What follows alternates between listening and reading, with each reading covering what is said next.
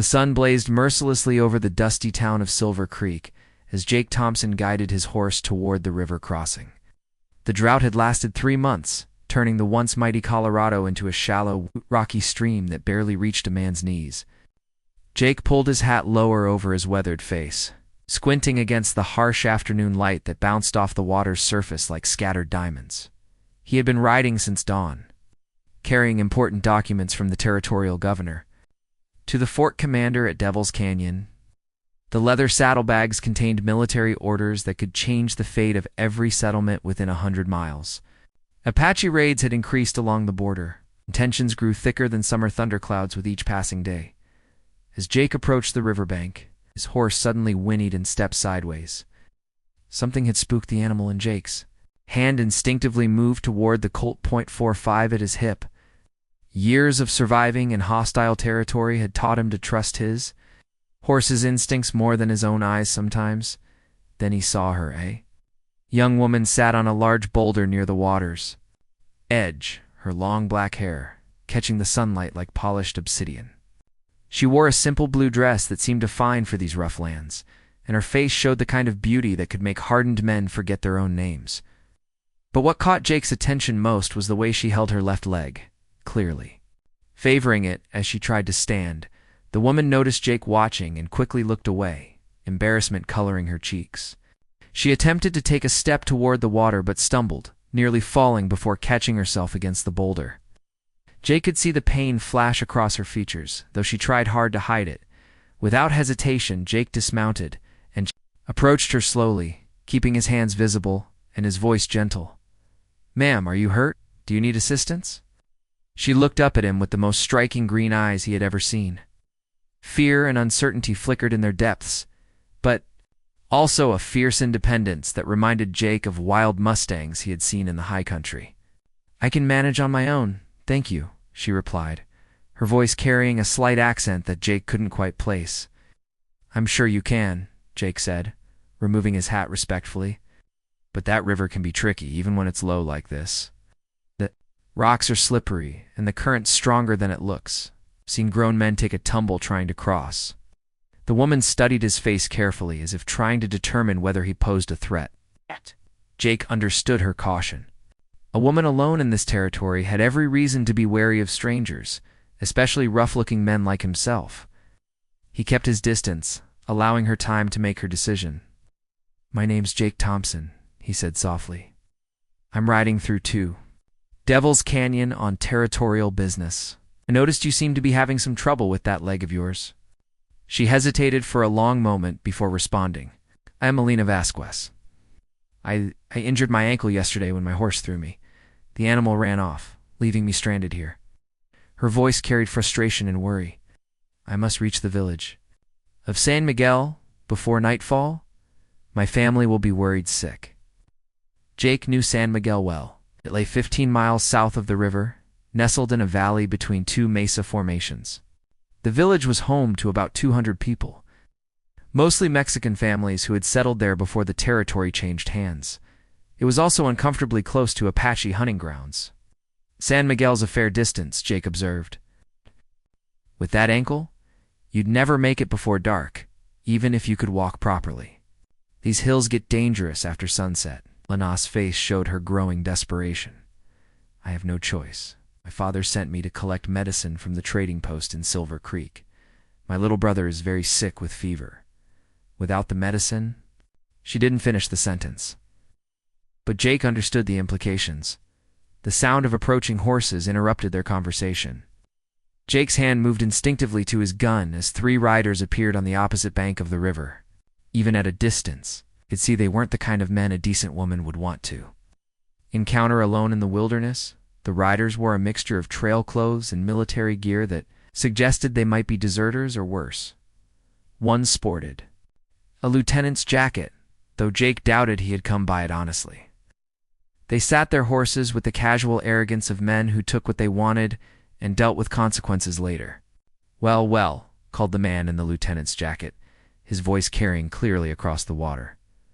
"What have we got here? Pretty little senorita in her knight in shining armor?" Jake stepped slightly in front of Alina, his body language making his protective intentions clear. "Just travelers heading our separate ways," he called back. "No need for any trouble." The three men exchanged glances and began urging their horses into the shallow water. "Now that's mighty unfriendly," the leader replied with a nasty grin. "We've been riding hard all day, and we could use some company, especially the kind with long black hair and green eyes." Alina moved closer to Jake, her earlier wariness of him forgotten in the face of this new threat. Jake could feel her trembling. Slightly, though whether from fear or anger, he couldn't tell. He had dealt with men like these before, and he knew talking wouldn't solve the problem. "Alina," Jake said quietly, not taking his eyes off the approaching riders. "When I tell you to get behind that big rock and stay low." The riders were halfway across the river now, water splashing around their horses' legs. Jake counted ammunition. In his head, in calculated angles, 3 against 1 weren't impossible odds, but they weren't favorable either. The territorial documents in his saddlebags seemed less important now than the woman standing beside him. "You picked the wrong day and the wrong woman," Jake called to the riders, his voice carrying the kind of quiet authority that came from years of handling dangerous situations. The leader's grin widened. "We'll see about that, cowboy. We'll just see about that." Jake's hand rested on his gun, but as the 3 men emerged from the river, water dripping from their horses and their intentions written clearly on their faces, the 3 riders spread out as they reached the riverbank, their horses' hooves clattering against the wet stones. Jake recognized the tactical formation immediately. These men had worked together before, probably in more situations like this than he cared to imagine. The leader dismounted first, his boots squelching in the muddy shore as he approached with deliberate slowness. "Now then," the man said, his voice carrying false friendliness. "No need for anyone to get hurt here. We just want to have a little conversation with the lady. Maybe share some supplies, if you know what I mean." Jake's jaw tightened. "The lady's under my protection. You boys best mount up and ride on." The second rider, a thin man with a scraggly beard and nervous eyes, let out a harsh laugh. "Your protection? That's mighty generous of you, mister. But I don't think you understand the situation here." Alina surprised them all by stepping forward, her chin raised defiantly despite her injured ankle. "I am Alina Vasquez, daughter of Captain Miguel Vasquez, of the San Miguel garrison. You will treat me with respect, or you will answer to my father and his men." The mention of Captain Vasquez caused the 3 men to exchange uncertain glances. Jake had heard of Miguel Vasquez, a respected former officer in the Mexican army who now kept peace in the border villages. The man commanded loyalty and respect throughout the territory, and his reputation for swift justice was well known. The leader recovered his composure first. "Captain Vasquez is 2 days' ride from here, sweetheart. And even if he wasn't, 3 men can disappear into these hills real easy-like. Your daddy would never find our trail." Jake noted how the man's confidence had wavered slightly at Elena's revelation. These weren't random drifters looking for trouble. They were deserters or worse, men who knew exactly who held power in these lands and how to avoid them. That made them more dangerous, but also more predictable, Elena, Jake said.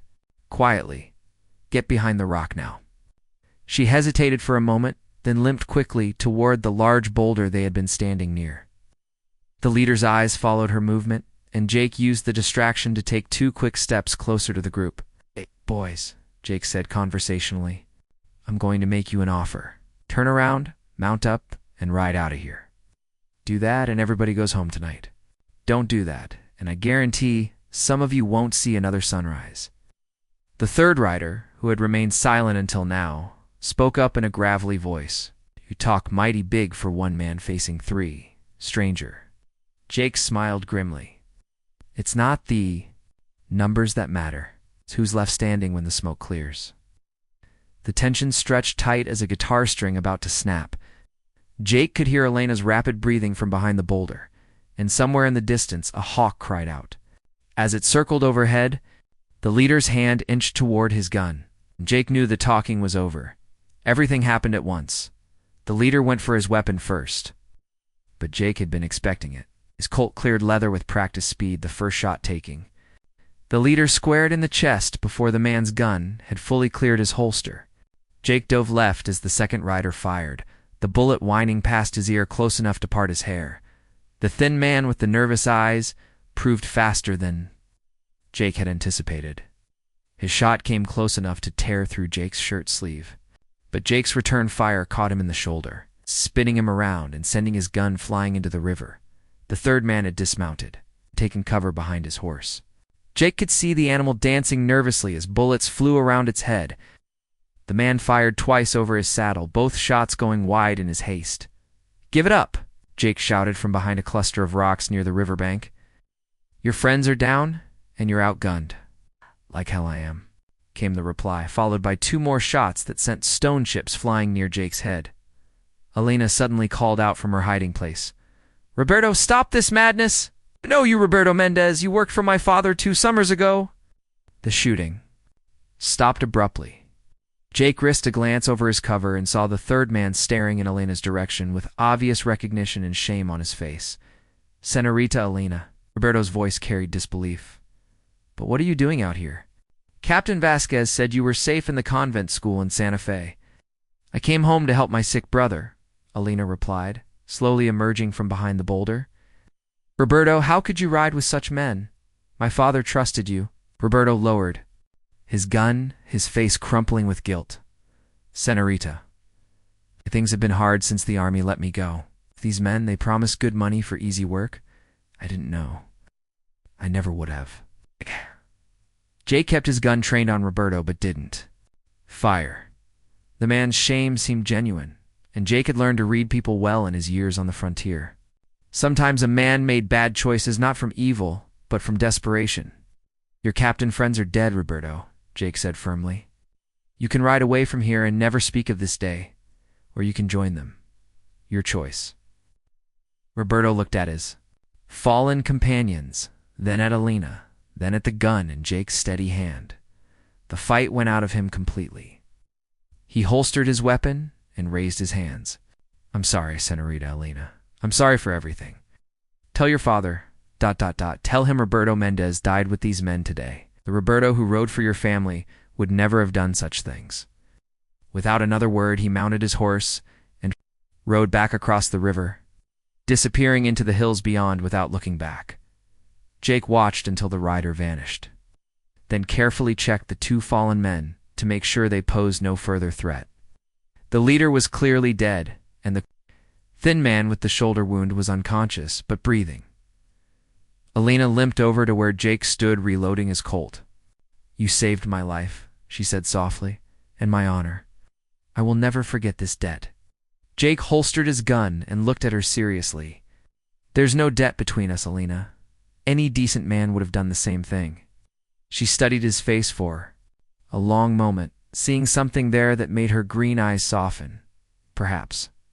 But you are not just any man, Jake Thompson." Jake helped Elena back to the boulder where she could sit comfortably while he tended to practical matters. The wounded man was beginning to stir, moaning softly as consciousness returned. Jake bound the man's shoulder wound with strips torn from his own shirt, then helped him onto his horse. "You ride straight to Silver Creek and see the doctor," Jake instructed firmly. "Tell him Jake Thompson sent you, and that you're to be patched up and put on the next stage heading east. You don't want to be in this territory when Captain Vasquez learns what happened here today." The wounded man nodded weakly, clutching his shoulder. "Much obliged for the mercy, mister. I won't forget it." He rode away slowly, swaying in his saddle, but managing to stay mounted. Jake dragged the dead man away from the river and covered him with stones, marking the spot with a crude wooden cross made from broken branches. Even outlaws deserved that much dignity. Elena watched these proceedings with growing respect for this stranger, who showed honor even toward his enemies. "Your ankle needs proper attention," Jake observed, kneeling beside the boulder where Elena sat. "May I take a look?" She hesitated, then nodded and carefully extended her injured leg. Jake examined the swollen joint with gentle hands, his touch surprisingly tender for such a rough-looking man. Elena found herself studying his face as he worked, noting the character lines around his eyes and the careful way he handled her injury. "It's badly sprained but not broken," Jake diagnosed. "You won't be walking any great distance for several days, maybe a week or more." Elena's face fell. "But my brother needs the medicine. I must reach San Miguel tonight somehow." Jake stood and walked to his horse, retrieving a small leather pouch from his saddlebags. What kind of medicine were you sent to collect? Quinine. Powder for the fever, and willow bark extract for the pain. The trading post in Silver Creek was the only place within 50 miles that had any in stock. Jake smiled and returned to her side, opening the pouch to reveal several small glass vials and paper packets. Lucky for your brother, I always travel. With medical supplies, comes in handy in my line of work. Lena's eyes widened as she recognized the precious quinine among Jake's supplies. You would give me your medicine? You might need it yourself. And get more at the fort, Jake replied simply. Your brother can't wait that long. The generosity of this gesture wasn't lost on Alina. Quinine was worth its weight in gold on the frontier, and Jake was offering it freely to save a child he'd never met. She looked at him with new understanding, seeing past the weathered exterior. To the good man beneath, there's still the problem of getting you home, Jake continued. With that ankle, you can't ride, and walking is out of the question. Alina bit her lip, considering her limited options. Perhaps if I rest here tonight, it will be better tomorrow. Jake shook his head. These hills aren't safe after dark, especially. Not after what just happened. Word travels fast in outlaw country, and those men might have had friends. He stood silently for a moment, clearly wrestling with the decision. Finally, he spoke. I'll take you home myself. Devil's Canyon will have. To wait another day? But your important business, Elena protested. You said you were carrying territorial documents. They'll keep for 24 hours. Getting you safely home is more important right now. Jake's matter-of-fact tone made the decision sound simple. But Elena understood the magnitude of what he was offering. Delaying official territorial business could have serious consequences for Jake, yet he was willing to risk it for her safety. How will we manage it? I cannot sit a horse with this ankle. Jake had already worked out the solution. You'll ride. With me, my horse is strong enough to carry double, and I'll be able to support you, so the ankle doesn't get jarred too badly. The intimacy this arrangement implied made Alina blush, but she could see no alternative. The sun was already beginning its descent toward the western hills. Traveling these lands in darkness was dangerous for anyone, let alone an injured woman. Jake helped her to his horse, a sturdy chestnut gelding with kind eyes and a patient disposition. He mounted first, then carefully pulled Alina up behind him, making sure her injured ankle was positioned comfortably. She had no choice but to wrap her arms around his waist for support, and she was surprised by how safe and secure she felt. In his strong presence, hold on tight, Jake advised as they started across the river. The crossing can be tricky. The horse picked its way carefully through the shallow water. Jake's expert guidance, keeping them steady on the slippery rocks. Alina found herself impressed by his skill as a rider, the way he seemed to communicate with the animal through subtle shifts in weight, gentle pressure from his knees. As they climbed the far bank and headed south toward San Miguel, Alina became acutely aware of Jake's closeness. She could feel the steady rhythm of his breathing, catch the scent of leather and sage that clung to his clothes, and sense the coiled strength in his shoulders and back. Ah! Despite her usual reserve with strangers, she felt completely safe in his protection. Tell me about your brother, Jake said as they rode, his voice carrying easily over the horse's steady hoofbeats. How old is he? Carlos is 8 years old, Alina replied, her voice growing tender. He's the joy of our family, always laughing and getting into mischief. When the fever started 3 days ago, it frightened us all. He became so weak, so still. It wasn't like him at all. Fevers can be dangerous for young ones, Jake acknowledged. But with the right medicine and good nursing, most children pull through just fine. Your brother sounds like a fighter. He is, Alina agreed. Our father taught us all to be. They rode in comfortable silence for a while, the landscape rolling past them in shades of gold and red as the afternoon sun painted the desert in warm hues. Alina found herself relaxing against Jake's back, her earlier tension melting away under the influence of his calm confidence and gentle manner. May I ask what brings you to this territory? Alina ventured eventually. You mentioned carrying documents to Devil's Canyon. I work for the territorial governor sometimes, Jake explained, carrying messages, scouting trouble spots, making sure the peace is kept between settlements. It's not glamorous work, but it's honest and it pays fairly.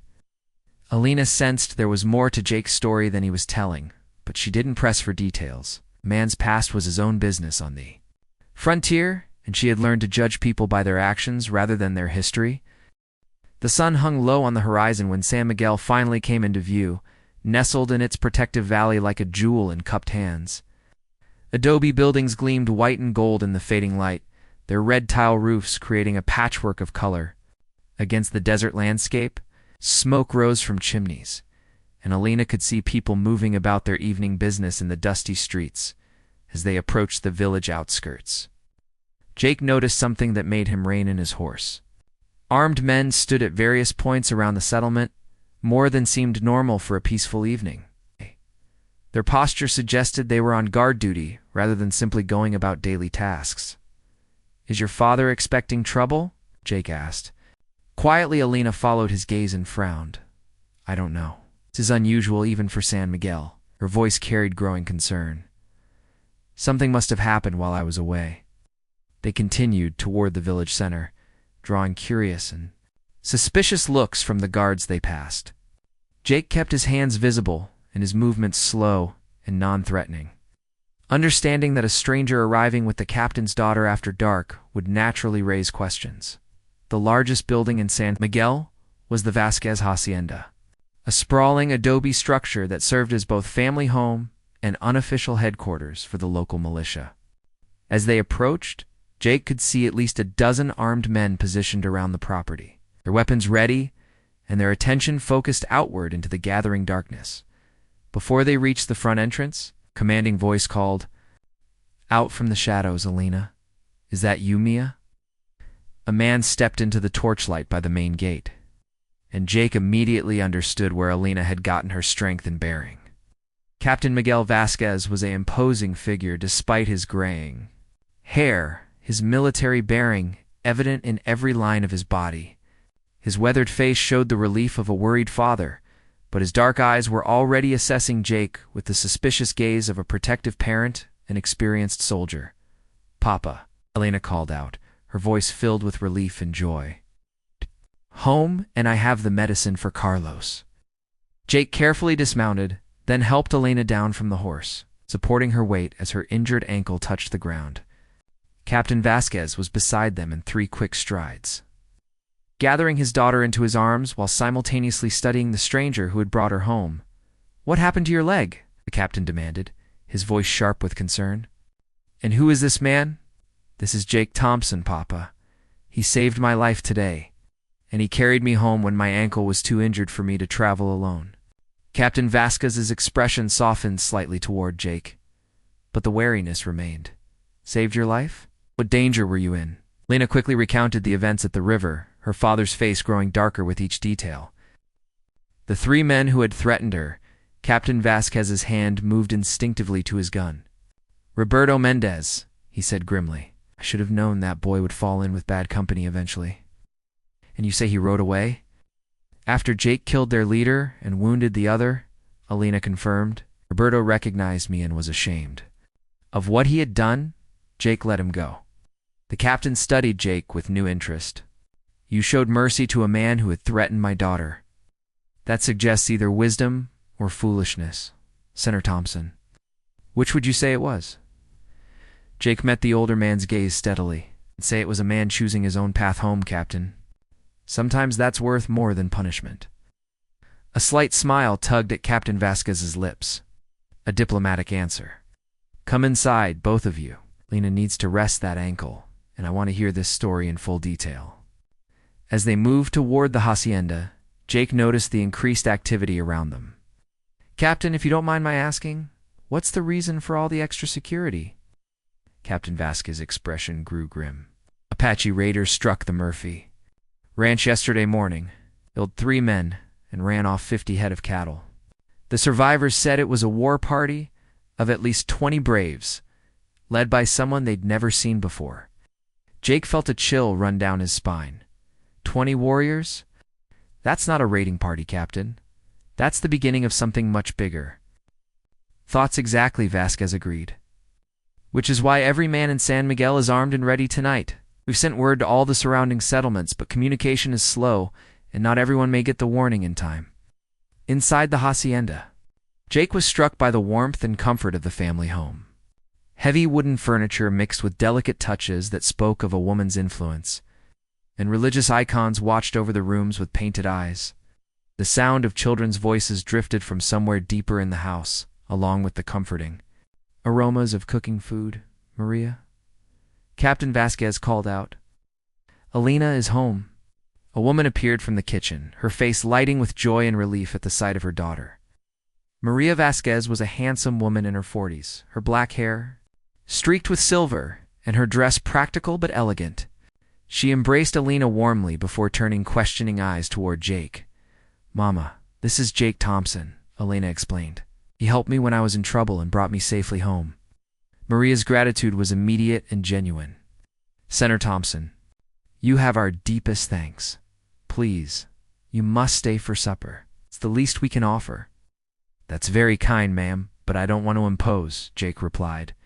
"I just wanted to make sure Alina reached home safely." "Nonsense," Captain Vasquez interrupted. "After what you've done for my daughter, you're welcome at our table. Besides, traveling these hills at night is dangerous even for an experienced man. You'll stay until morning." Before Jake could protest further, a young voice called out from the stairs. "Alina, you're back."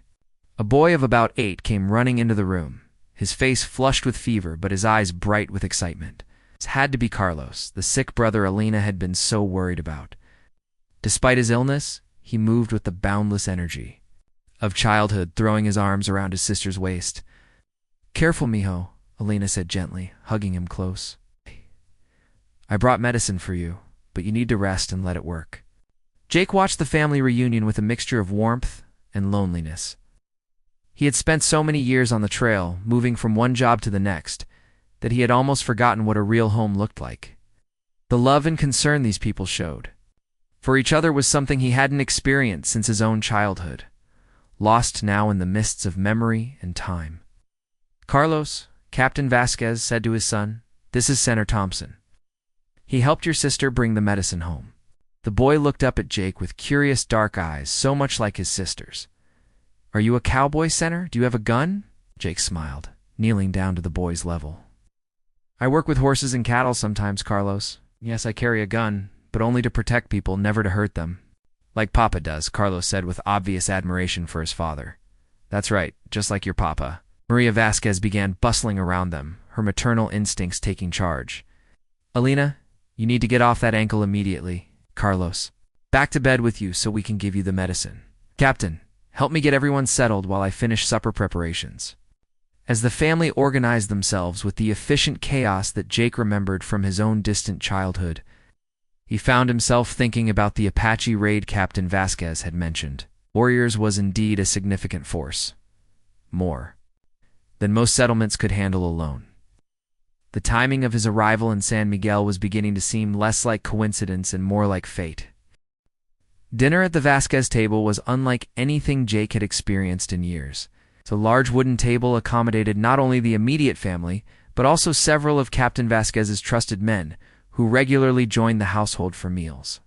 The conversation flowed between Spanish and English, punctuated by laughter and the comfortable arguments of people who genuinely cared for each other. Alina sat across from Jake, her ankle propped on a cushioned chair, and he found himself stealing glances at her throughout the meal. In the warm glow of the oil lamps, surrounded by her loving family, she seemed to radiate a contentment that made her even more beautiful than she had appeared by the river. When she caught him looking, she would smile shyly and look away, but not before Jake caught the interest in her green eyes. Captain Vasquez dominated the conversation with updates on the Apache situation, his military mind already working through defensive strategies. "The Murphy Ranch is 15 miles northeast of here," he explained to Jake. "If the raiders are moving in this direction, they could reach San Miguel by tomorrow night." "What's your assessment of the village's defenses?" Jake asked, falling naturally into the strategic discussion. "We have 37 men capable of fighting, including myself," the captain replied. "Most are experienced hunters and former soldiers. We have adequate weapons and ammunition, and the village layout gives us some natural advantages." Jake nodded thoughtfully. "Adobe walls provide good cover, and the well in the town square means you won't be starved out by a siege. But 20. Apache warriors aren't going to sit still for a long fight. They'll hit fast and try to break your defenses before you can organize properly. My thoughts exactly, Captain Vasquez agreed, which is why I've been considering a different approach. Alina looked up from her plate with concern. Papa, what? Are you planning? Her father's expression grew serious. I'm thinking of taking a small force out to meet them before they reach the village. If we can catch them in the open desert away from our families and homes, we might be able to end this quickly. Maria Vasquez set down her fork with a sharp clink. Miguel, that's too dangerous. You don't know how many men they really have, or what weapons they might possess. It's dangerous either way, mi amor, the captain replied gently. But at least this way, the fighting happens away from our children. Jake had been listening to this exchange with growing unease. He had seen too many good men die because they underestimated Apache warriors in their own territory. Captain, with respect, taking the fight to them might not be the best strategy. Apache fighters know this land better than anyone, and they'll choose the ground for any engagement. You could be walking into a carefully planned ambush. Captain Vasquez studied Jake carefully. You sound like a man with military experience, Senator Thompson. Jake hesitated before answering. He hadn't spoken of his past to anyone in years, but these people had welcomed him into their home, and Elena's safety might depend on their decisions. I served in the cavalry for 8 years, Captain. Fought against Comanche, Apache, and Kiowa throughout Texas and New Mexico territory. I've seen what happens when good soldiers make bad tactical decisions in hostile country. The admission changed the atmosphere at the table immediately. Alina looked at Jake with new understanding, finally placing the source of his quiet confidence. Incompetent manner with weapons. Captain Vasquez leaned forward with increased interest. What unit? Captain asked. 3rd Cavalry, Company B, stationed out of Fort Davis, Jake replied. Sergeant Jake Thompson, though I left the service 3 years ago. I know Colonel Harrison at Fort Davis, Captain Vasquez said with growing respect. A fine soldier, if you served under him, that speaks well of your character and experience. Alina had been listening to this conversation with fascination and growing concern. She was beginning to understand that Jake was much more than a simple messenger carrying territorial documents. His easy familiarity with military tactics and his calm competence in dangerous situations suddenly made perfect sense. Jake, she said quietly, using his first name for the first time since they'd met. Will you help us? The question hung in the air like smoke from the oil lamps. Jake looked around the table at the faces watching him expectantly. These people had shown him kindness and hospitality, and Alina had already worked her way into his thoughts in ways that both thrilled and terrified him. I'm supposed to be at Devil's Canyon tomorrow, Jake said slowly. Those territorial documents might be important. More important than the lives of innocent people? Alina asked, her green eyes challenging him directly. Jake met her gaze and knew his decision was already made, had probably been made the moment he saw her sitting by that river. No, he said simply. They're not. Captain Vasquez smiled grimly. Then we need to make new plans. With your experience, we might have a real chance of protecting this village. The next hour was spent in intense tactical discussion. The layout of San Miguel on a piece of paper, marking defensive positions and identifying weaknesses in the village's natural defenses. His military training became apparent as he analyzed sightlines, escape routes, and strategic positions with professional thoroughness. The church tower gives you the best observation point, Jake explained, pointing to his rough map. A good marksman up there can cover the entire main approach and give early warning of any attack. I can handle that position, offered Diego, one of Captain Vasquez's most trusted men. I was a sniper in the Mexican army. Good, Jake continued. But we need to think about what happens if they don't come straight up the main road. Apache warriors are too smart for obvious approaches. Alina had been listening to the planning session with growing admiration for Jake's tactical knowledge, but also with increasing worry. The more detailed the defensive plans became, the more real the danger seemed to her. The thought of Jake risking his life for people he barely knew filled her with emotions she wasn't ready to examine. Dawn broke gray and cold over San Miguel, with thick clouds obscuring the mountains and a sharp wind carrying the scent of approaching storm. Jake had been awake since before first light, making final preparations with Captain Vasquez and his men. The defensive positions they had planned the night before were now manned and ready. But the waiting was always the hardest part of any battle. Alina had insisted on helping despite her injured ankle, organizing the women and children into the most secure buildings and preparing medical supplies for treating wounded. Jake watched her moving through the village with quiet efficiency, her natural leadership evident in the way others looked to her for guidance and comfort. As the morning progressed, scouts began reporting Apache sign in the hills surrounding San Miguel.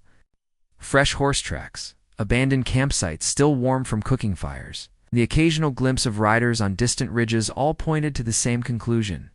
They were being watched and evaluated by an enemy that knew exactly where they were. Jake stood with Captain Vasquez on the roof of the hacienda, studying the terrain through field glasses borrowed from the captain's military collection.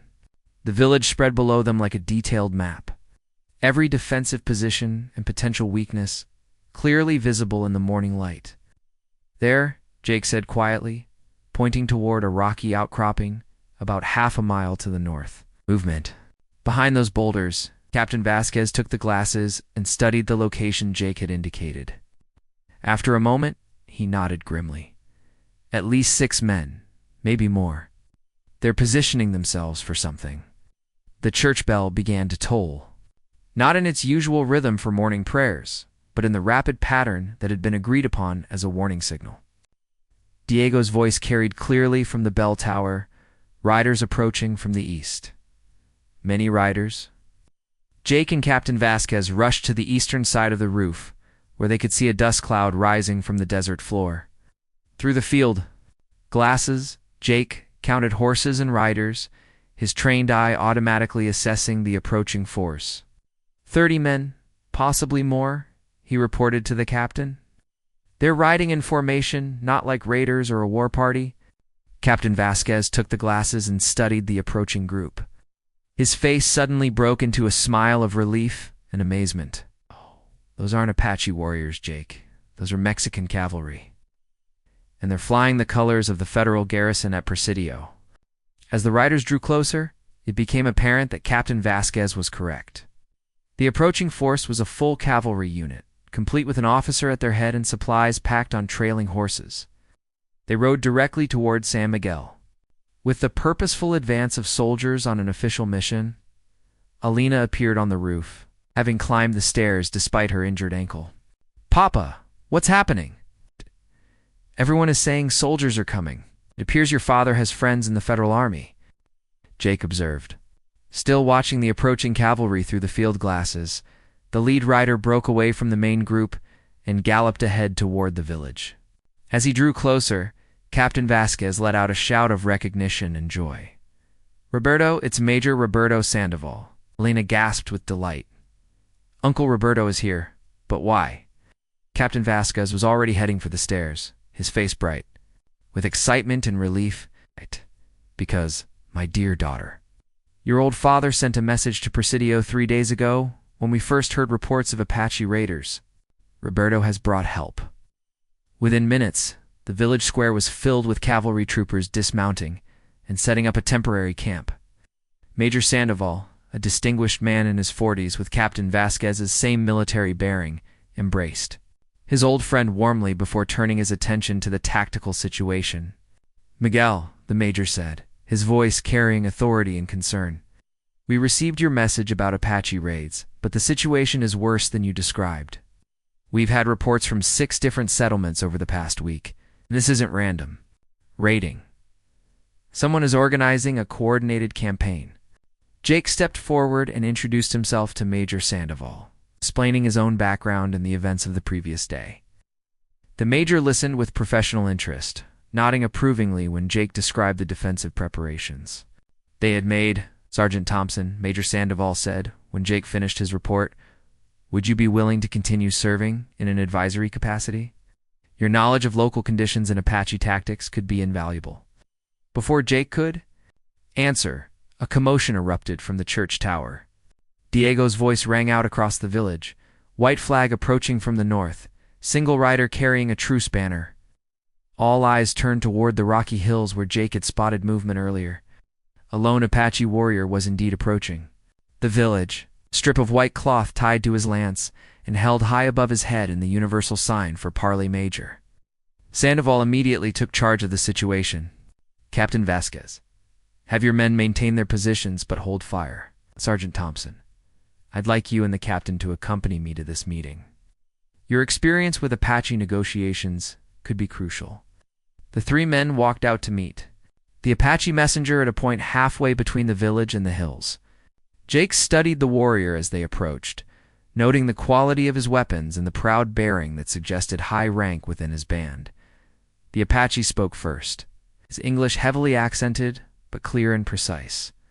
I am Two Hawks Flying, war leader of the Mescalero people.